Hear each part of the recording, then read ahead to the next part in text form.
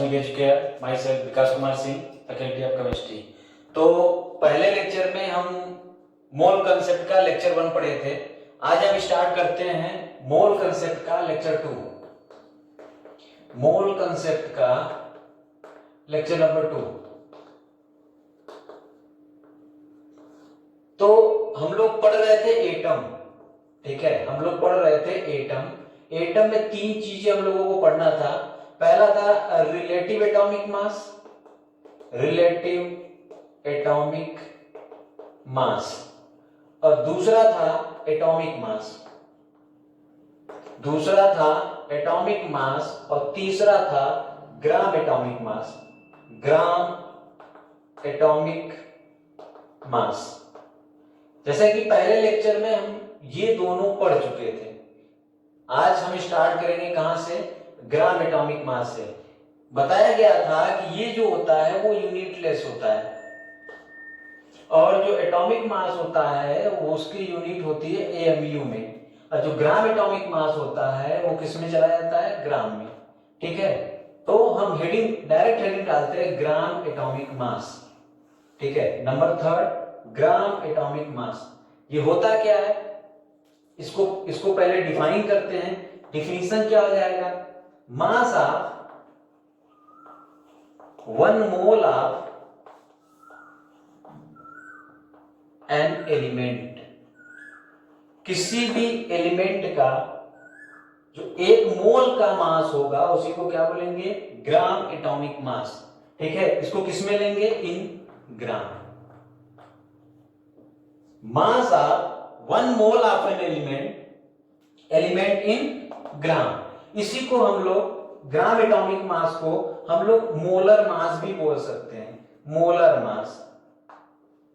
ठीक है, क्या बोल सकते हैं? Molar mass. इसको हम लोग लिख सकते हैं GAM, या इसी को हम लोग बोल सकते हैं ग्राम एटम, ग्राम एटम, या इसी को हम बोल सकते हैं, देखिए, 1 मोल मतलब कितना हो जाएगा? 6.023 इंटू 10⁻23 एटम को भी हम लोग क्या बोल सकते हैं? ग्राम एटॉमिक मास। इसकी यूनिट कितना, मतलब किसमें होता है? ग्राम में। ठीक, मोलर मास भी बोल सकते हैं, ग्राम एटम भी बोल सकते हैं, और इतना। क्यों? क्योंकि 1 मोल में इतना होता है, तो डायरेक्ट हम क्या बोल सकते हैं? ये बोल सकते हैं। ठीक है, तो ये है ग्राम एटॉमिक मास। ठीक, और इसमें जैसे हम बोल दें कि कार्बन है 6 है और 12 है, उसका एटॉमिक नंबर 6 और एटॉमिक मास कितना? 12। अब हम बोले कि इसका ग्राम एटॉमिक मास कितना होगा?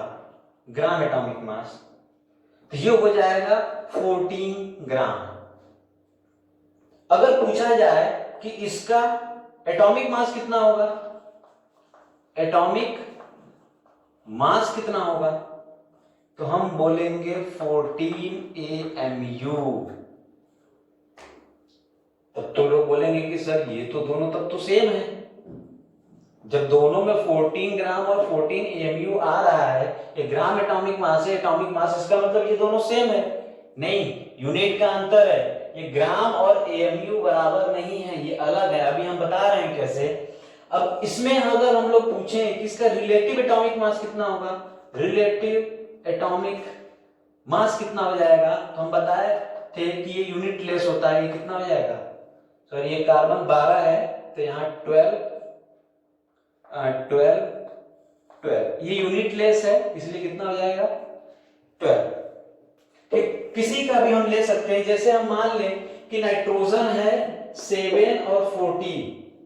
पूछा जाए कि नाइट्रोजन का रिलेटिव एटॉमिक मास कितना होगा, रिलेटिव एटॉमिक मास, तो हम लोग डायरेक्ट लिख देंगे। देखिए, सब मास है, ये भी मास है, एटॉमिक मास है, ग्राम एटॉमिक मास है, बस यूनिट का अंतर है। अगर रिलेटिव एटॉमिक मास बोला जाएगा तो हम बताए थे nothing but mass number. Number unit नहीं है, तो मास नंबर इसका कितना है? 14। तो नाइट्रोजन का रिलेटिव एटॉमिक मास कितना हो जाएगा? 14। अगर हम पूछे कि नाइट्रोजन का एटॉमिक मास कितना होगा, एटॉमिक मास, ये कितना हो जाएगा? 1 AMU। अगर हम पूछें कि नाइट्रोजन का ग्राम एटॉमिक मास कितना होगा, ग्राम एटॉमिक मास कितना होगा, तो ये हो जाएगा एटॉमिक मास कितना आएगा 14 AMU। ये कितना हो जाएगा ग्राम एटॉमिक मास 14 ग्राम। अब इन दोनों में अंतर क्या है, हम लेक्चर 1 में बताए थे, लेक्चर 1 में हम ये बताए थे कि ग्राम एटॉमिक मास मतलब 1 AMU जो होता है वो होता है 1/Na। 1 AMU कितना बताया गया था 1/Na। तो ये जो 1 AMU है, अगर हम यहां पे इसको देखें, यहां पे मतलब जो एटॉमिक मास होता है, एटॉमिक मास वो कितना हो जाएगा, नाइट्रोजन का ही ले लेते हैं, एटॉमिक मास ऑफ नाइट्रोजन ये कितना हो जाएगा 14 AMU। एटॉमिक मास का मतलब क्या होता है, मास ऑफ वन एटम। इसका मतलब ये कितना है, मास ऑफ वन एटम, ये कितना है 14 AMU। अगर हम मास ऑफ Na एटम की बात करें, Na एटम की, तो ये कितना हो जाएगा, या ऐसे कर ले, हाँ ठीक है, मास ऑफ Na एटम कितना हो जाएगा 14 AMU into Na। Mass of Na atom कितना हो जाएगा 14 AMU इंटू Na। ठीक है, अब यहां पे AMU की वैल्यू रख देते हैं, 14 इंटू AMU की वैल्यू कितनी है 1/Na इंटू Na। ये Na से Na कैंसिल आउट हो जाएगा और यहां पे क्या बचेगा 14 ग्राम। ठीक है, तो एटॉमिक मास जो होता है वो 14 AMU होता है, लेकिन जो ग्राम एटॉमिक मास होता है वही मास ही वही होगा, लेकिन वो किस में चला जाता है ग्राम में। कैसे, एटॉमिक मास ऑफ नाइट्रोजन कितना होगा, एटॉमिक मास जो होता है वो हमारा AMU में होता है 14 AMU। अगर हम एटॉमिक मास क्या होता है, मास ऑफ वन एटम, इस ये दोनों सेम है, ये इतना ही होगा। अगर हम Na एटम का निकालना चाहें, अगर हम Na एटम का निकालना चाहें तो क्या होगा, उसका मल्टीप्लाई। अब हम इस AMU को ग्राम में कन्वर्ट करना चाहते हैं तो 1 AMU इज इक्वल टू कितना, ये इतना ग्राम लिख देते हैं, 1 AMU is equal to 1/Na gram. तो Na से Na कैंसिल हो जाएगा तो बचेगा क्या 14 ग्राम। तो जो ग्राम एटॉमिक मास होगा वो 14, देखो कुछ है नहीं, सब मास है। यहां पे एक सिंपल सा एग्जांपल हम लिए हैं, relative atomic mass, mass number 14, सब 14 ही है, बस यूनिट का अंतर है। कार्बन लिए, ऑक्सीजन लेंगे तो 16 हो जाएगा, ये 16 AMU हो जाएगा और ये 16 ग्राम हो जाएगा। ठीक है, इसको कॉपी करिए, फिर हम 2-4 क्वेश्चन करते हैं, फिर आगे चलते हैं। तो चलिए आइए क्वेश्चन करते हैं। क्वेश्चन है calculate the mass of 1 mole of electron.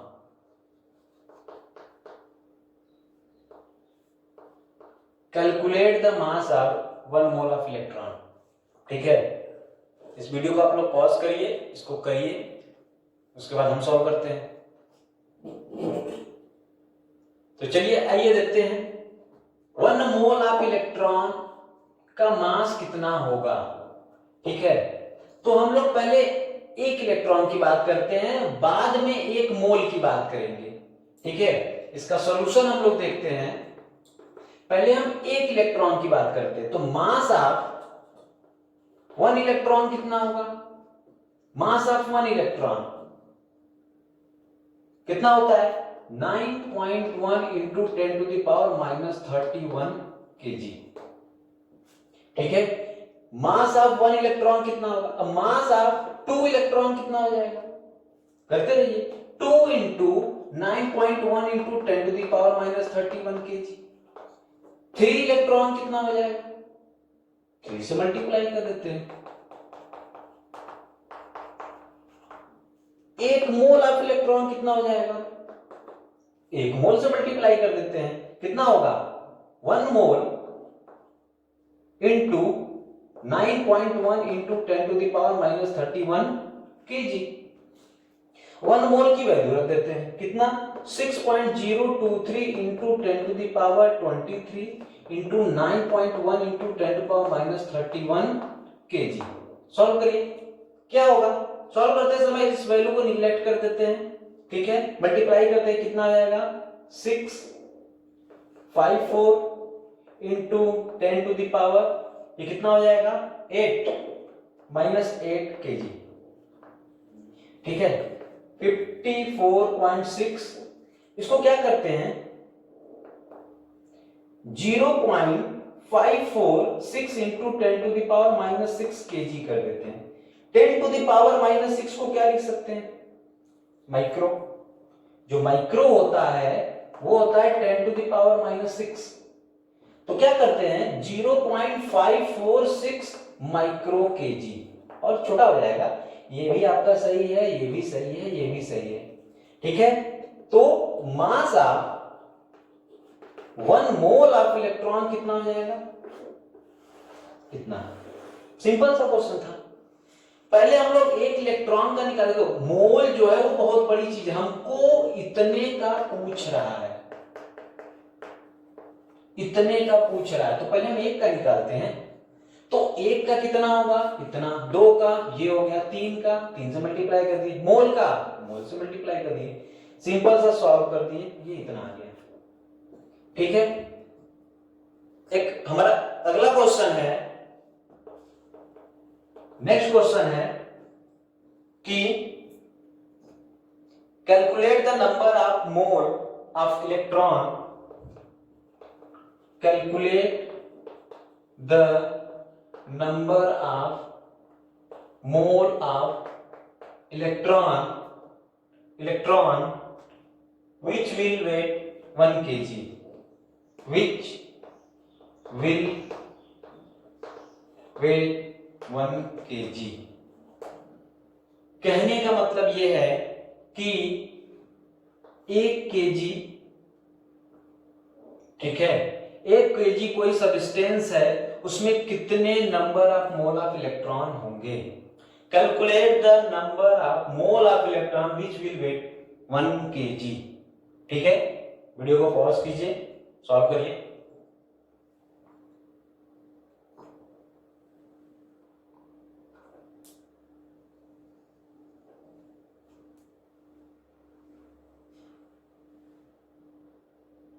चलिए आगे चलते हैं, ठीक है।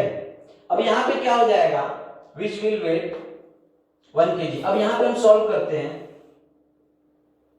अभी हमने सॉल्व किया है कि 1 मोल इलेक्ट्रॉन का मास इतना होता है, ठीक है, मतलब 1 mole mass of 1 mole of electron कितना होता है, लिख देते हैं डायरेक्टली, कितना केजी में लिखते हैं 54.6 into 10 to the power minus 8 KG, ठीक है।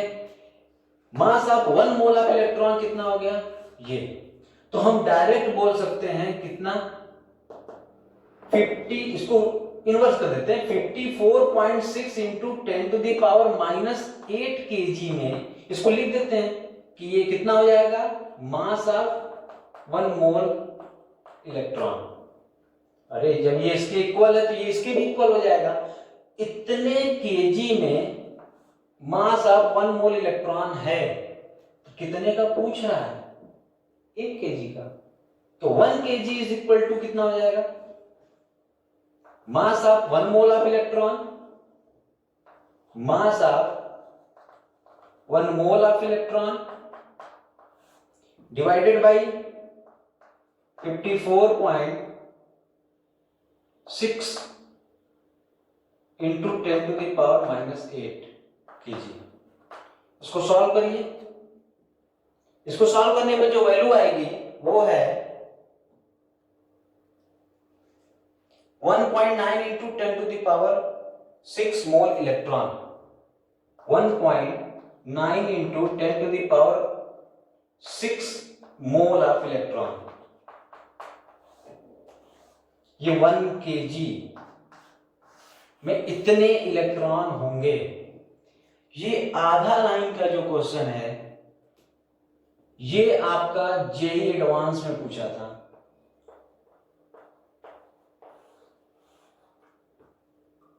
ठीक है, calculate the number of mole of electron which will weigh 1 kg। ये जेई एडवांस का क्वेश्चन है। ठीक है, इसको कॉपी करिए, फिर हम आगे चलते हैं।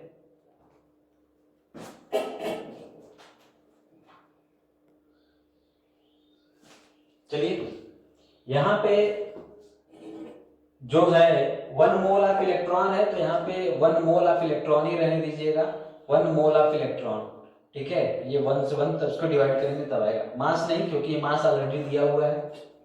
ठीक, तो चलिए हम आगे चलते हैं। एटम हमारा कंप्लीट हो चुका है, अब आते हैं मॉलिक्यूल्स पे। ठीक है, तो हेडिंग डालते हैं मॉलिक्यूल्स।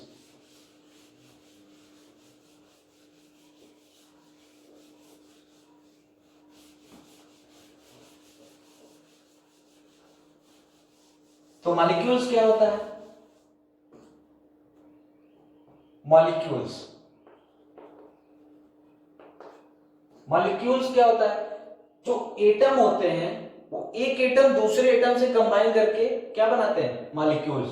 तो हम लिख सकते हैं, इसका डिफिनीशन हम लोग डिफाइन कर सकते हैं, when two or more, combine होने के लिए कम से कम 2 तो चाहिए, उससे ज्यादा भी ले सकते हैं। When 2 or more atom combine chemically to form molecules। जैसे अगर हम हाइड्रोजन और ऑक्सीजन को कंबाइन कर दें, अगर हम हाइड्रोजन को ऑक्सीजन से कंबाइन कर दें तो हमारा क्या बनेगा? H2O। ये फ्रीली एग्जिस्ट नहीं करते हैं। ठीक है, तो यहाँ H2 और O2 होता है, हम इसकी बात अभी बाद में करेंगे। ठीक है, अगर हम कार्बन और हाइड्रोजन को कंबाइन कर दे तो क्या बनता है? CH4। अगर हम हाइड्रोजन को, सल्फर को, ऑक्सीजन को कंबाइन कर दे तो ये H2SO4 बनता है।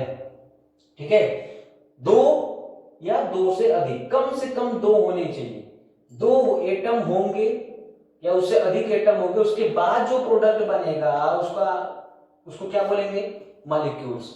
ठीक है, अब हम क्या करते हैं, अगर इसका हमको मोलर मास निकालने के लिए आ जाए, ग्राम एटॉमिक मास निकालने के लिए आ जाए या मोलर मास निकालने के लिए आ जाए, तो हम कैसे निकालेंगे? अभी तो हम एक एक का निकालने हुआ जानते हैं, कार्बन का कितना होता है? 12 होता है, ऑक्सीजन का 16। अगर हमको बोल दिया जाए कि H2O का मोलर मास कितना होगा, तो हाइड्रोजन का कितना होता है? 1। कितने ऐसे हाइड्रोजन है? 2। फिर प्लस एटॉमिक मास है, एक एलिमेंट से, एक एटम से दूसरे एटम की तरफ जब जाएंगे तो हम लोग क्या करेंगे? उसमें प्लस का साइन लगाएंगे, मल्टीप्लाई नहीं करेंगे, ये तो मल्टीप्लाई कर देने से बहुत दिक्कत हो जाएगा। अब यहाँ पे ऑक्सीजन एक ही है और इसका कितना होता है? 16। हम लोग जोड़ दें 2 + 16, ये कितना हो जाएगा? 18 क्या ग्राम। ठीक, अगर हम क्या करें, CH4 ले लेते हैं, कार्बन CH4 है, कार्बन का एटॉमिक मास कितना होता है? 12। कितना है? एक ही कार्बन है। हाइड्रोजन 4 कितना होता है? 1। कितना हो जाएगा? 16। ठीक है, ऐसे ही सल्फर का H2SO4 का निकाल लेते हैं, क्या हो जाएगा? हाइड्रोजन 2 है, मोलर मास 1 होता है, प्लस आप सल्फर का कितना होता है? 32, प्लस आप ऑक्सीजन का कितना होता है? 16। 4 ऑक्सीजन है, क्या हो जाएगा? 2 + 32 प्लस कितना हो जाएगा? 64। ये कितना हो जाएगा? 898। ठीक है, तो ये हमारा मॉलिक्यूल्स हो गया, और अगर हमको मोलर मास निकालने के लिए आएगा तो हम आसानी से निकाल सकते हैं। ठीक है, एक आप लोगों के लिए है कि ग्लूकोज का मोलर मास कितना होगा, इसका फार्मूला क्या होता है? C6H12O6। वीडियो पॉज करिए, सॉल्व करिए इसको।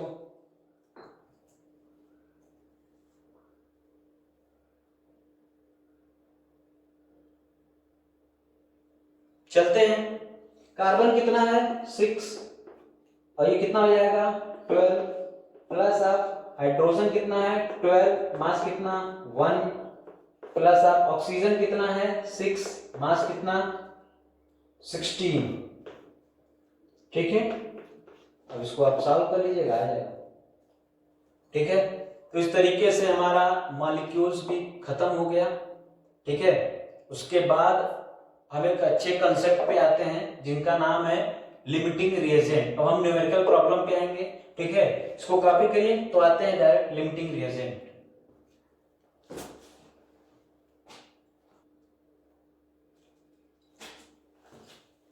तो चलिए आते हैं, शुरू करते हैं लिमिटिंग रिएजेंट। लिमिटिंग रिएजेंट जिसको हम लोग LR भी बोलते हैं। ठीक है, तो सबसे पहले इसका डिफिनीशन, ये होता क्या है, इसको कैसे डिफाइन करेंगे। इसके कहने का मतलब ये है कि एक कोई नॉर्मल सिंगल स्टेप का रिएक्शन हो रहा है। ठीक है, एक नॉर्मल सिंगल स्टेप का रिएक्शन हो रहा है। मान ले तो उसमें दो रिएक्टेंट है, रिएक्शन मान लो A B और प्रोडक्ट क्या बन रहा है C। A और B रिएक्शन कर रहे हैं तभी C बन रहा है। मान लीजिए रिएक्शन होते समय B खत्म हो गया। खत्म होने का मतलब अब ये रिएक्शन रुक जाएगा, लिमिट हो जाएगा। तो किसी भी रिएक्शन में जो पहले खत्म होगा उसी को बोलते हैं क्या, लिमिटिंग रिएजेंट। जैसे हम लोग पहले डिफाइन कर लेते हैं फिर एग्जांपल पे आते हैं। डिफिनीशन क्या होगा, defined as in a single step reaction,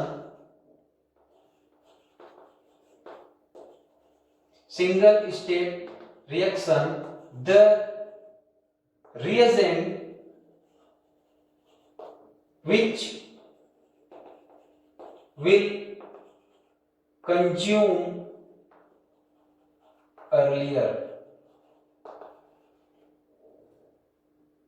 during the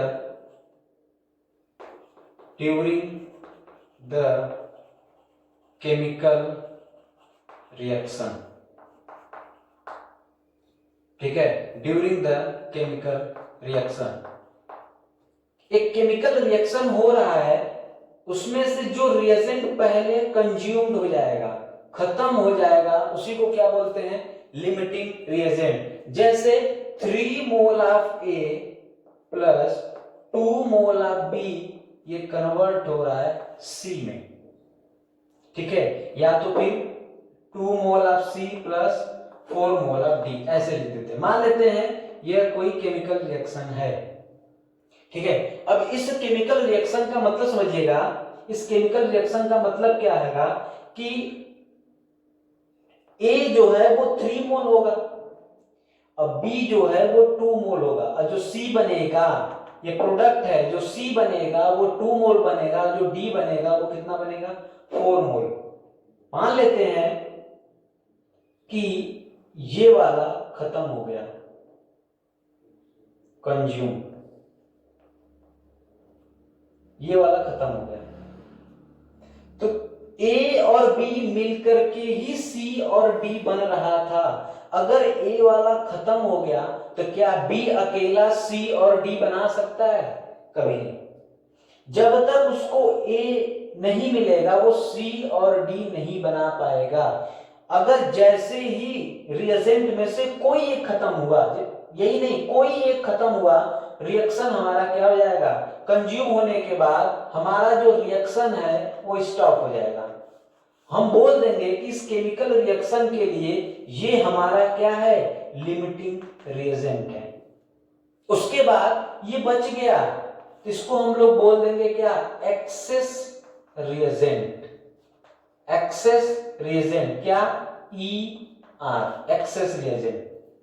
तो लिमिटिंग रिएजेंट ज्यादा इंपॉर्टेंट है, उसमें से घटा देंगे हमारा एक्सेस रिएजेंट बच जाएगा। ठीक है, तो लिमिटिंग रिएजेंट को ही हमको पढ़ना है। लिमिटिंग रिएजेंट क्या होता है, किसी रिएक्शन में जो पहले खत्म हो जाएगा उसी को बोलेंगे क्या, लिमिटिंग रिएजेंट। उसके खत्म होने से हमारा जो रिएक्शन है वो क्या हो जाएगा, स्टॉप हो जाएगा, और जो बच जाएगा उसको क्या बोलेंगे, एक्सेस रिएजेंट। ठीक है, जैसे एक एग्जांपल आते हैं, ये तो ए और बी के टर्म में था, जैसे हम लोग ले लेते हैं N2 plus H2 converted into NH3। ठीक है, इस रिएक्शन को क्या करते हैं, पहले बैलेंस कर लेते हैं। क्या होगा, 2 नाइट्रोजन 2 है, यहां भी 2 लगा देते हैं, हाइड्रोजन कितना हो गया 6, तो यहां क्या कर लेते हैं 3 लगा देते हैं। ठीक, अब क्या होगा, यहां पे कुछ नहीं है, इसका मतलब 1। ठीक, अब यहां पे जो नाइट्रोजन है वो 1 मोल जब खत्म होगा तो हाइड्रोजन उस समय कितना खत्म होगा, 3 मोल। मतलब अगर नाइट्रोजन अपना 1 मोल प्रोडक्ट फॉर्मेशन में कर रहा है तो हाइड्रोजन उसी 1 मोल के कंपैरिजन में हाइड्रोजन को कितना मोल देना पड़ेगा अमोनिया बनाने के लिए, 3। मतलब अगर हम 1 लीटर नाइट्रोजन लगाएंगे तो 3 लीटर हाइड्रोजन देना पड़ेगा, तब जाकर के कितना बनेगा, 2 लीटर ऑफ क्या, NH3। अगर ये हम किसी के भी फॉर्म में कर सकते हैं, जितना भी ये हम कंज्यूम करवाएंगे उसका 3 गुना हमको क्या करना पड़ेगा, हाइड्रोजन देना पड़ेगा। ठीक है, तो मान लेते हैं कोई इसमें से हाइड्रोजन पहले खत्म हो गया, ये कंज्यूम हो गया, हाइड्रोजन कंज्यूम हो गया, सपोज कर लेते हैं, तो क्या होगा, ये अगर कंज्यूम पहले हो गया तो ये हमारा क्या हो जाएगा, ये हमारा क्या हो जाएगा, लिमिटिंग रिएजेंट। जो बचा है वो हमारा क्या हो जाएगा, एक्सेस रिएजेंट। ठीक है, किसी रिएक्शन में जो पहले खत्म होगा लिमिट हो गया, उसी के कारण हमारा रिएक्शन स्टॉप हो जा रहा है, तो उसी रिएजेंट का नाम क्या होगा, लिमिटिंग रिएजेंट। ठीक है, तो अब हम लोग लिमिटिंग रिएजेंट को डिफाइन कर लिए और जान भी लिए कि लिमिटिंग रिएजेंट होता क्या है, लेकिन अगर हमको कैलकुलेट करना हो कि लिमिटिंग रिएजेंट कैसे निकलेगा तब क्या होगा। ठीक है, आते हैं यहां पर, फॉर एग्जांपल हम लोग ले लेते हैं, जैसे वही क्वेश्चन फिर से उठाते हैं, N2 plus 3H2 converted into 2 molecule of NH3। ठीक है, यहां पे साफ साफ हमको दिख रहा है, कैसे हम पता करेंगे कि लिमिटिंग रिएजेंट होगा। लिमिटिंग रिएजेंट पता करने के कंडीशन होते हैं, कंडीशन क्या होता है कि अगर हमको कोई भी केमिकल रिएक्शन दिया हो तो उसको पहले हमको बैलेंस करना पड़ेगा। ठीक है, पहला कंडीशन क्या है, reaction must be balanced, reaction हमारा बैलेंस होना चाहिए। और दूसरा कंडीशन ये है कि कभी भी हम लिमिटिंग रिएजेंट बताएंगे तो वो हमेशा और हमेशा रिएक्टेंट का होगा, प्रोडक्ट का नहीं होगा, क्योंकि ये तो बनेगा ना, जो बनेगा वो इसके अकॉर्डिंग बनेगा, तो जब भी लिमिटिंग रिएजेंट आएगा ये थोड़ी आएगा, ये आएगा ना। तो ये जानना बहुत जरूरी है कि लिमिटिंग रिएजेंट पता करने से पहले रिएक्शन बैलेंस होना चाहिए। और दूसरा कंडीशन क्या है, दूसरा कंडीशन ये है कि limiting reagent are the reactant side, reactant side. Limiting reagent जब भी होगा वो कहां होगा, रिएक्टेंट साइड होगा। चलिए आते हैं हम कि इस रिएक्शन में ये लिमिटिंग रिएजेंट होगा कि ये लिमिटिंग रिएजेंट होगा, ये तो प्रोडक्ट है, इससे हमसे कोई मतलब नहीं है। ठीक है, तो हम क्या करते हैं, हम एक कंसेप्ट लिख रहे हैं, टर्म लिख रहे हैं, उस टर्म को ध्यान से देखिएगा। जब 3 मोल ऑफ हाइड्रोजन खत्म होगा उस समय नाइट्रोजन कितना मोल खत्म हो जाएगा, 1 मोल। मान लेते हैं कि ये 10 मोल दे दिया गया है और ये भी मान लेते हैं कि 10 मोल दे दिया गया है। ठीक है, ये 10 मोल है, ये भी 10 मोल है। तो पहले हम इनिशियली लेते हैं, इनिशियली कि जब 3 मोल हाइड्रोजन है, 3 मोल H2 है। ठीक है, जब 3 मोल H2 है उस समय हमारा जो नाइट्रोजन है वो कितना खत्म होगा, 1 मोल N2। ठीक है, जो 3 मोल H2 है वो हमारा क्या हो जाएगा, 1 मोल ऑफ N2 के क्या हो जाएगा, कंज्यूम्ड, मतलब रिएक्शन में पार्टिसिपेट करेगा। 3 मोल H2 कंज्यूम, या ऐसे कर देते हैं, रिएक्ट कितने के बराबर, 1 मोल ऑफ N2 रिएक्ट। मतलब जब 3 मोल हाइड्रोजन रिएक्शन करेगा तो ये कितना मोल जाएगा, 1 मोल। ठीक है, अगर हाइड्रोजन 1 मोल रिएक्शन करे, हम डायरेक्ट ऐसे एरो भी दिखा सकते हैं, जब हाइड्रोजन 3 मोल खत्म हो रहा था, जब हाइड्रोजन 3 मोल खत्म हो रहा था तो नाइट्रोजन उस समय कितना खत्म हो रहा था, 1 मोल। जब हाइड्रोजन 3 मोल तो नाइट्रोजन 1 मोल, जब हाइड्रोजन 3 मोल तो नाइट्रोजन कितना, 1 मोल। अगर हम हाइड्रोजन को 1 मोल खत्म करें, 1 मोल H2 को रिएक्ट कराएं, ठीक है, यहां लिख देते हैं रिक्वायर।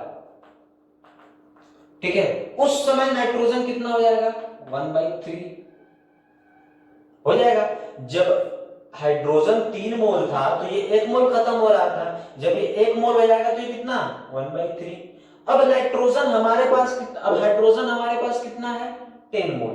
तो 10 मोल के लिए क्या हो जाएगा, 10 मोल H2 रिएक्ट कितने के साथ, 1/3 इंटू 10 कितना हो जाएगा, 3.3 मोल।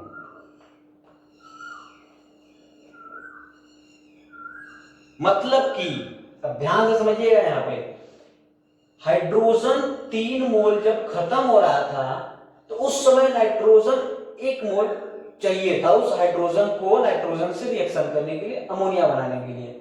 अगर हाइड्रोजन 1 मोल खत्म होता तब नाइट्रोजन कितना चाहता, 1/3। अगर हाइड्रोजन 10 मोल खत्म हो रहा है तो उस समय नाइट्रोजन कितना चाहिए, 3.3 मोल। लेकिन यहां पे दिया कितना है, 10 मोल। मतलब कि ये बहुत ज्यादा है और ये क्या है, कम है। ध्यान से समझिए, यहीं पे आगे कंक्लूजन। इसके कहने का मतलब ये है कि अगर हाइड्रोजन 10 मोल खत्म होगा, जब ये हाइड्रोजन पूरा खत्म हो जाएगा, यहां लिखा हुआ है H2 10 मोल रिएक्ट करेगा तो नाइट्रोजन कितना रिक्वायर होगा, 3.3। जब ये पूरा खत्म हो जाएगा तब ये 3.3 खत्म होगा, इसका मतलब ये बच जाएगा ना, साफ साफ कंसेप्ट है। जब ये पूरा खत्म हो जाएगा तब नाइट्रोजन कितना खत्म होगा, केवल 3.3। इसका मतलब ये हमारा लिमिटिंग रिएजेंट हो गया, ये पहले ही खत्म हो गया और ये हमारा बचा हुआ है, ये हमारा कितना हो जाएगा, एक्सेस रिएजेंट। अगर पूछा जाए कि कितना बचा है तो जितना खर्च हुआ टोटल में से माइनस कर देते हैं। अगर कितना बचा है तो टोटल माइनस कितना, कंज्यूम टोटल कितना है 10, कितना कंज्यूम्ड हुआ 3.3 मोल, कितना आ जाएगा हमारा, ठीक है, ये हो जाएगा 6.7 मोल। ठीक है, आसानी से ये क्वेश्चन में अप्लाई कर सकते हैं, कोई बहुत बड़ी चीज नहीं है, कंसेप्ट को ध्यान से समझिए। जब हाइड्रोजन 3 मोल खत्म हो रहा था, जब हाइड्रोजन 3 मोल खत्म हो रहा था उस समय नाइट्रोजन 1 मोल उसको चाहिए था इसलिए बनाने के लिए अमोनिया। जब ये 1 मोल खत्म करेंगे तो इसका 1/3 हो जाएगा। जब हाइड्रोजन हम पूरा ले लेंगे उस समय नाइट्रोजन केवल हमको 3.3 मोल चाहिए, हमारे पास बहुत ज्यादा है, 10 मोल है, इसका मतलब ये बचेगा। इसका मतलब ये क्या हो गया, लिमिटिंग रिएजेंट, और ये क्या हो गया, एक्सेस रिएजेंट। ठीक है, इसको कॉपी करिए, फिर अभी अगले क्वेश्चन पे चलते हैं।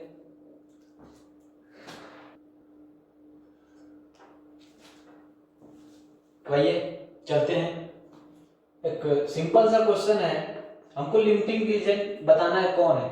ठीक है, A plus B converted into C। ठीक है, ये 3 है और ये 5 है, ये 4 बन रहा है। ये हम लोग ले लिए 18 मोल, ये हम लोग ले लेते हैं 20 मोल। बताना है A और B में कौन लिमिटिंग रिएजेंट है। ठीक है, ए और बी में कौन लिमिटिंग रिएजेंट है, प्रोडक्ट वाला तो होगा नहीं। ठीक है, तो वीडियो पॉज करिए, इसको सॉल्व करिए। चलिए आइए देखते हैं। पहले हम क्या करते हैं, जब ए 3 मोल रिएक्ट करेगा बी के 5 मोल से, मतलब 3 मोल ए रिएक्ट करेगा, मतलब कितने 5 मोल ऑफ बी रिक्वायर्ड। जब ये 3 मोल खत्म होगा तो ये 5 मोल चाहिए इसको। जब ये 3 अपना देगा तो ये अपना 5 देगा, तब जाकर के ये बनेगा। ठीक है, जब ये अपना 1 देगा, 1 मोल ऑफ ए जब रिएक्ट करना चाहेगा तो ये कितना देगा, 5/3 मोल ऑफ बी रिक्वायर्ड। ठीक, जब ये 3 मोल खत्म होगा तब ये 5 मोल खत्म होगा। जब ये 1 मोल खत्म होगा तो उसका 5/3 खत्म होगा। और जब ये 18 मोल खत्म हो जाएगा, जब 18 मोल ए रिएक्ट करेगा तब ये कितना इसको देना पड़ेगा, 5/3 into 18 mole of be required होगा। सॉल्व करते हैं, कितना 30 मोल। ठीक है, ध्यान से समझिएगा, जब ये 3 मोल ए देगा तब ये 5 मोल बी इसको देना पड़ेगा, तभी 4C बनेगा। जब ये अपना 18 मोल देगा तब बी वाले को 30 मोल देना पड़ेगा, लेकिन इसके पास है कितना, 20 मोल। इसके पास है कितना, 20 मोल। क्या ये दे पाएगा, नहीं। इस कंडीशन को, जो ये हम कंडीशन अप्लाई किए हैं, इसको उल्टा करते हैं। ठीक है, इस कंडीशन को रिवर्स करते हैं, इसी कंडीशन को क्या कर देते हैं, रिवर्स, उल्टा। उल्टा करने का मतलब यह है कि जब ये 3 मोल दे रहा था तो ये 5 मोल इसको चाहिए। हम क्या करते हैं, अब ये इससे करते हैं, जब 5 मोल ऑफ बी रिक्वायर्ड है उस समय कितना ये देगा, 3। इसी का जस्ट उल्टा कर देते हैं। 5 मोल ऑफ बी जब रिएक्शन करना चाहेगा तब ए को कितना देना पड़ेगा, 3 मोल। तो क्या हो जाएगा, 3 मोल ऑफ ए रिक्वायर्ड। जब ये 1 मोल हो जाएगा तब ये कितना होगा, 3/5 मोल। और जब ये 20 मोल देगा, 20 मोल कितना हो जाएगा, 3/5 इंटू 20 मोल कितना हो जाएगा, 5, 4, 12 मोल। किसका, ए का रिक्वायर्ड होगा, ए का रिक्वायर्ड होगा। मतलब जब बी अपना 20 मोल दे देगा, मतलब पूरा दे देगा, तब उस समय ए को कितना देना पड़ेगा, 12 मोल। है कितना, 18 मोल, आसानी से दे देगा। जब ये पूरा खत्म हो जाएगा तब ये कितना खत्म हुआ रहेगा, 12 मोल। इसका मतलब ये 6 मोल इसका बचा रहेगा। इसका मतलब कि ये खत्म हो गया, ये लिमिटिंग रिएजेंट होगा, ये बच गया एक्सेस रिएजेंट। जब पूछा जाएगा कि कितना बचा तो माइनस करेंगे, बाद में भी क्वेश्चन पे आएंगे। पहले हम पता करते हैं कि कौन लिमिटिंग रिएजेंट है। आप इससे भी पता कर सकते हैं, इससे भी पता कर सकते हैं। कैसे, यहां पे आते हैं। जब 18 मोल ऑफ ए रिएक्ट करेगा, मतलब जब ये पूरा खत्म होगा तो बी को 30 मोल देना पड़ेगा, लेकिन ये 20 मोल है, नहीं दे पाएगा। इसका मतलब ये खत्म हो गया। सिंपल सा कंसेप्ट, आप उधर से समझिए चाहे इधर से समझिए, मतलब दोनों का एक ही है। ठीक है, कोई भी कंडीशन लगा सकते, जरूरी नहीं कि हम इधर से इधर लगा, इधर से इधर भी लगा सकते, दोनों का मतलब एक ही है। जब ये पूरा खत्म होगा तो इसको 30 मोल देना पड़ेगा। अगर ये 30 मोल दे देगा तब तो ठीक है, लेकिन नहीं दे पा रहा है, 20 ही मोल है, इसका मतलब ये खत्म हो जाएगा। 20 तो दे ही देगा, 10 नहीं है इसके पास, इसका मतलब ये खत्म हो गया। तो इस तरीके से भी यही लिमिटिंग रिएजेंट है, और यहां पे ये बच गया, यहां पे ये बता रहा है कि बी खत्म हो गया, और उससे ये बता रहा है कि ये बच गया, या इस तरीके से ये बता रहा है कि ये खत्म हो गया, और उस तरीके से वो बता रहा है कि ये बच गया। तो जब ये बच गया तो ये घट गया, जो घट गया वही लिमिटिंग रिएजेंट, और जो घटा है वही लिमिटिंग रिएजेंट। आप डायरेक्ट भी कर सकते हैं, इनडायरेक्ट भी कर सकते हैं, दोनों का मतलब एक ही है। जो बच गया वो तो एक्सेस है ही, उसका छोड़ करके दूसरा वाला हो जाएगा। ठीक है, अब यहाँ पे क्वेश्चन कैसे घुमाता है, यहां पे मोल न दे करके तो एटॉमिक वेट दे देता है। ठीक है, जैसे N2 प्लस 3H2 और 2NH3। ठीक है, और यहां पे दे दिया कितना 28 ग्राम, और यहां पे दे दिया कितना 30 ग्राम। अब पूछेगा कि बताइए इसमें कौन लिमिटिंग रिएजेंट है, तो क्या करना होगा, हम यहां पे सीखे हैं मोल। अगर हमको ये मोल में दिया रहे तो आसानी होगी, तो क्या करते हैं इसको मोल में कन्वर्ट कर लेते हैं। हम बताए थे कि जो मोल होता है वो given weight by molar mass होता है, given mass by molar mass. तो इसका मोल निकालने के लिए हम लोग क्या करेंगे, गिवन वेट कितना है 28 ग्राम, 28 बाई मोलर मास किसका जिसका निकालना, N2 का। देखो नाइट्रोजन का जो मोलर मास होता है वो 14 होता है, और N2 दो नाइट्रोजन है तो मल्टीप्लाई बाय 2 कितना आ जाएगा 28। तो ये 28 मतलब नंबर ऑफ मोल कितने आ गए 1। ठीक, यहां पे क्या होगा, यहां पे हाइड्रोजन का गिवन वेट कितना है 30 by molar mass. Molar mass में जितने हाइड्रोजन रहेंगे सबका, ऐसा नहीं केवल एक हाइड्रोजन का रख दे, नहीं, एक हाइड्रोजन का मास जो होता है वो 1 होता है, दो हाइड्रोजन का 2। यहां पे कितने हाइड्रोजन हैं 6, तो 6 यहां पे कितना हो जाएगा 5 मोल। मतलब N की वैल्यू 5 मोल, मतलब हाइड्रोजन 5 मोल आ गया और नाइट्रोजन कितना 1 मोल। फिर से वही हम कंसेप्ट अप्लाई करते हैं, कौन सा वाला, जब नाइट्रोजन 1 मोल होगा तब हाइड्रोजन कितना देगा 3 मोल। मतलब when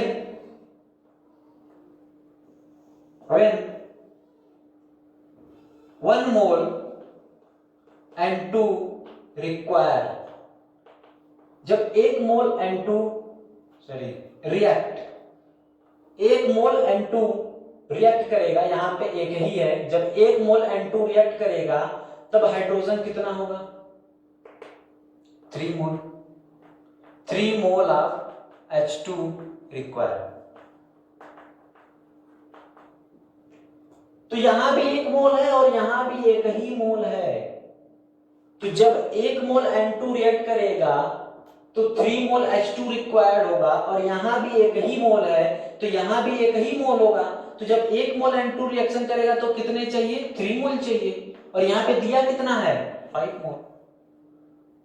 यहां भी 1 है और इनडायरेक्टली यहां भी 1 दिया हुआ है, यहां भी 1 है और इनडायरेक्टली यहां भी 1 दिया है। अगर मान ली किसी वजह से यहां 2 आ जाता तो 1 मोल N2 जब रिएक्शन करता तो हाइड्रोजन के 3 मोल चाहिए होता, जब नाइट्रोजन 2 मोल रिएक्शन करता तो इसका कितना चाहिए होता, उसका जस्ट होना 6 है 5, ये कम हो जाता, तो ये लिमिटिंग रिएजेंट हो जाता। लेकिन यहां पे भी 1 मोल है और यहां पर भी 1 मोल ही दिया है। पहले इसके ग्राम न देने की वजह से ये 1 मोल था तो ये 3 था, इनडायरेक्टली ये ग्राम देकर के भी फिर से इसको 1 ही मोल किया है। बताया गया है कि एटॉमिक जो मास होता है, ग्राम एटॉमिक मास, वो 1 मोल के इक्वल ही होता है। तो यहाँ पर 28 है तो ये 1 मोल के ही इक्वल होगा, तो यहाँ भी 1 मोल ही है, तो कितना चाहिए, जितना पहले चाहिए था 3 मोल, है कितना 5 मोल। ठीक है 5 मोल। इसका मतलब जब ये पूरा खत्म हो जाएगा तब इसको कितना चाहिए हाइड्रोजन, 3, दिया कितना है 5, इसका मतलब ये बचेगा, इसका मतलब ये हमारा क्या हो जाएगा लिमिटिंग रिएजेंट और ये हमारा क्या हो जाएगा एक्सेस रिएजेंट। ठीक है, हो गया। अब यहां पे क्या होगा, अभी तो हम फाइंड आउट किए हैं लिमिटिंग रिएजेंट, अभी क्वेश्चन लगाएंगे हम, ये केवल हम पता किए हैं कि लिमिटिंग रिएजेंट कैसे फाइंड होता है। ठीक है, अगर मोल ना दे करके ग्राम दिया हो तो given mass by molar mass कर लेंगे तो हमारा मोल डायरेक्ट निकल जाएगा। ठीक है, इसका एक सिंपल सा तरीका है, ठीक है, इसका एक सिंपल सा ट्रिक है, उसको हम देख लेते हैं। ठीक है, इसका एक सिंपल सा ट्रिक है, क्या कौन सा ट्रिक है कि अगर हमको लिमिटिंग रिएजेंट निकालना होगा तो सिंपल सा एक ट्रिक है कि जो नंबर ऑफ मोल होगा, जो नंबर ऑफ मोल गिवन होगा, डिवाइड कर देंगे उसके स्टोइकियोमेट्रिक कोफिशिएंट से, स्टोइकियोमेट्रिक कोफिशिएंट से मतलब SC। उसके बाद जो कुछ इसको डिवाइड करने के बाद कुछ वैल्यू आएगी, जो भी वैल्यू आए, अब जो वैल्यू कंपेयर करेंगे, सबका निकाल लेंगे मोल, जो वैल्यू आएगी, जो लिस्ट वैल्यू होगी, जो लिस्ट वैल्यू होगी वही हमारा क्या होगा लिमिटिंग रिएजेंट होगा। जो हायर वैल्यू होगी, जो हायर वैल्यू होगी वो हमारा क्या हो जाएगा एक्सेस रिएजेंट। जैसे उसी पे हम अप्लाई करते हैं, इसी क्वेश्चन पे अप्लाई करते हैं कि हमारा अभी क्या था कि N2 plus 3H2 converted into 2 molecule of NH3। चलिए हम वहां पे क्या करते हैं, ग्राम दिया अभी उसको रहने देते हैं, मोल लेते हैं, यहां पे इसको बैलेंस कर लेते हैं 1। ठीक है, हम यहां पे लेते हैं 10 मोल और यहां पे लेते हैं कितना 20 मोल। हम लोग ऐसे करके देख रहे थे, अब हम क्या करते हैं डायरेक्ट करेंगे, क्या गिवन मोल, ये गिवन मोल कितना है 10 बाई स्टोइकियोमेट्रिक कोफिशिएंट। ये स्टोइकियोमेट्रिक कोफिशिएंट क्या है, जो रिएजेंट दिया हुआ है उसके आगे जो नंबर है ये और ये, इसी को क्या बोलते हैं स्टोइकियोमेट्रिक कोफिशिएंट। ठीक है, इसी को क्या बोलते हैं स्टोइकियोमेट्रिक कोफिशिएंट। क्या होगा, ये कितना दिया हुआ है 1 इक्वल टू 10। ये कितना है given mole, number of mole given 20/3, ये कितना हो जाएगा 6.6 के करीब। ठीक है, ये कितना हो जाएगा मोल, ये 10 है, ये 6.6 है। जो लिस्ट वैल्यू होगी वही क्या होगा लिमिटिंग रिएजेंट। इन दोनों में लिस्ट वैल्यू कौन है ये, तो यही हमारा क्या हो जाएगा लिमिटिंग रिएजेंट और ये क्या हो जाएगा एक्सेस रिएजेंट। सिंपल सा कंसेप्ट है, आप ऐसे भी लगा करके देख लीजिए कौन लिमिटिंग रिएजेंट आता है कौन एक्सेस आता है। ठीक है, सिंपल सा कंसेप्ट है लिमिटिंग रिएजेंट फाइंड करने का। जितना नंबर ऑफ मोल गिवन है स्टोइकियोमेट्रिक कोफिशिएंट से डिवाइड कर देंगे, जो लिस्ट वैल्यू आएगी वही क्या होगा लिमिटिंग रिएजेंट होगा। ठीक है, इसको कॉपी करिए फिर आगे चलते हैं।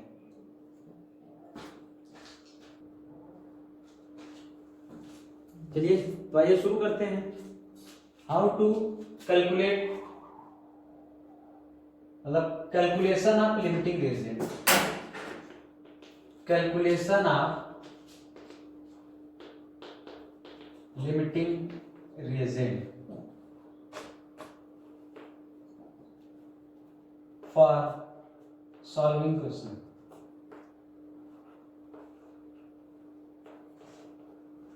अब हम लोग क्या करेंगे, क्वेश्चन को सॉल्व करेंगे। जैसे दे दिया गया a plus be converted into c plus D, ये दे दिया गया है 2 मोल और ये दे दिया गया है 5 मोल और ये बना है 3 और ये बना है 4।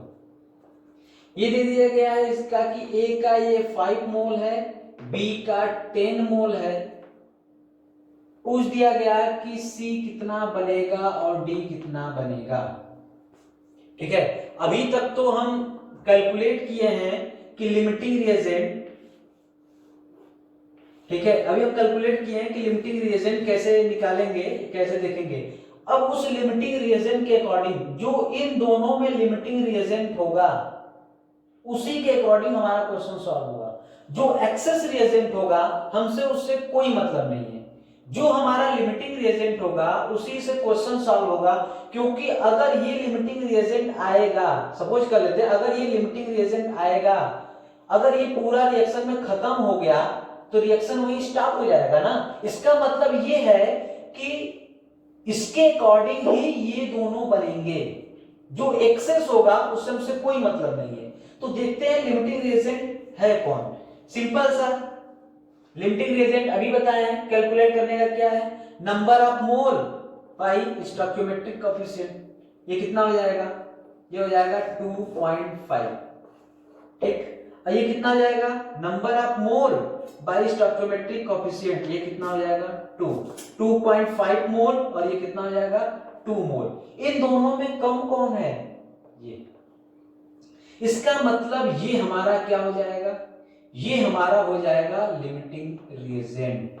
अब इस रिएक्शन में इससे हमसे कोई लेना देना नहीं है, इस रिएक्शन में हमसे इससे कोई लेना देना नहीं है। इस रिएक्शन में ये पहले खत्म होगा तो इसी के अकॉर्डिंग हमारा क्वेश्चन सॉल्व होगा। जब ये, अब ध्यान से समझिएगा इसको, जब B 5 मोल था तो C कितना बन रहा था 3 मोल। when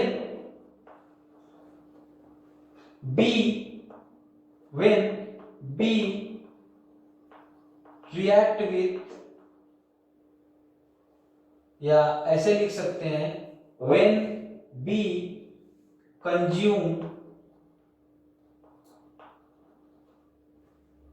या ऐसे when 5 mole of B, when 5 mole of B consume, उस समय C कितना बन रहा था 3 मोल ऑफ C फॉर्म। पहले इसको निकालते हैं फिर इसको निकालेंगे। जब B का 5 मोल खत्म होगा तब C कितना बनेगा 3 मोल। सिंपल सा, पहले इनिशियली आते हैं, 10 मोल में बाद में आएंगे। जब B 5 मोल खत्म होगा तब C कितना बनेगा 3 मोल। इसी तरह से इसमें भी अप्लाई कर देंगे। जब B 5 मोल खत्म होगा तो D कितना बनेगा 4 मोल। अभी हम आएंगे, B जब 5 मोल खत्म होगा तो C बनेगा कितना 3 मोल। जब B 10 मोल खत्म होगा, जब B 10 mole of B consume, जब B 10 मोल खत्म होगा, या ऐसे करते हैं 1 मोल के लिए निकाल लेते हैं, बाद में 10 मोल के लिए निकाल लेंगे। 1 मोल के लिए कितना हो जाएगा, 1 मोल के लिए हो जाएगा 3/5 mole of C form. B जब 5 मोल खत्म हो रहा था तो C 3 मोल बन रहा था। जब B 1 मोल खत्म होगा तो C कितना बनेगा 3/5 मोल, ठीक है। जब B 10 मोल खत्म हो जाएगा, जब ये 10 मोल खत्म हो जाएगा तो ये कितना बनेगा 3/5 इंटू 10 मोल, कितना क्या होगा फॉर्म, कितना हो जाएगा 6 मोल।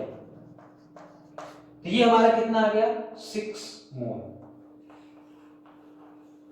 वैसे भी हम देख सकते हैं जब ये 5 मोल है 3 बन रहा है तो इसका जस्ट 2 गुना है, तो ये भी जस्ट 2 गुना हो जाएगा। सिंपल सा कंसेप्ट, ठीक। अब डी में क्या होगा, जब बी, ठीक है, ये सी के लिए था, डी के लिए क्या हो जाएगा, जब बी 5 मोल खत्म होगा तो डी कितना बनेगा 4 मोल। 5 मोल ऑफ बी कंज्यूम, जब बी 5 मोल कंज्यूम हो जाएगा तो डी कितना बनेगा 4 मोल ऑफ डी फॉर्म। जब इसको 1 मोल कर देते हैं, 1 मोल में तब ये कितना बनेगा 4/5 मोल, कितना हो जाएगा 4/5 मोल। जब ये 10 हो जाएगा तब कितना होगा, 10 मोल के लिए कितना हो जाएगा 4/5 इंटू 10 मोल, ये कितना हो जाएगा 2, ये कितना हो जाएगा 8 मोल, 8 मोल फॉर्म। ये कितना हो जाएगा 8 मोल। हम यहां भी देख सकते हैं जब भी 5 मोल खत्म हो रहा था तो 4 बन रहा था, जब इसका 2 गुना खत्म होगा इसका 2 गुना बनेगा। सिंपल सा कंसेप्ट है, जरूरी नहीं कि ऐसे भी कर सकते हैं, ठीक है। जो लिमिटिंग रिएजेंट होगा उसी को टारगेट करेंगे, एक्सेस रिएजेंट से हमसे कोई मतलब नहीं है, ठीक है। यहां पे जो ट्रिक बताया गया है वो मोल के अकॉर्डिंग बताया गया है। अगर क्वेश्चन में ग्राम दिया है तो उसको हम लोग क्या करेंगे, मोल में कन्वर्ट करेंगे। अगर यहीं पे ग्राम दे करके ग्राम में जब दिया हुआ है मोल में कन्वर्ट करना है, ठीक है, तो हम क्या करेंगे, ग्राम में निकाल करके given mass by molar mass कर देंगे, फिर भी आ जाएगा, ठीक है। या मोल में दिया हुआ है तो डायरेक्ट मोल में कन्वर्ट कर लेते हैं। इसी तरीके से हमारा क्वेश्चन सॉल्व होगा, ठीक है। तो यहां तक सॉल्व करिए, जितने भी प्रॉब्लम हो, जितने भी क्वेश्चन हो उसको आप करिए। ये सिंपल सा एक कैलकुलेशन था, इसी में हमारा न्यूमेरिक वैल्यू दे दिया जाएगा, इसी तरीके से पूरा क्वेश्चन सॉल्व हो जाएगा। तो आज का हमारा ये लेक्चर नंबर 2 था, ठीक है। तो बाकी का क्वेश्चन आप लोग सॉल्व करिए, मिलते हैं अगले लेक्चर में। Thank you.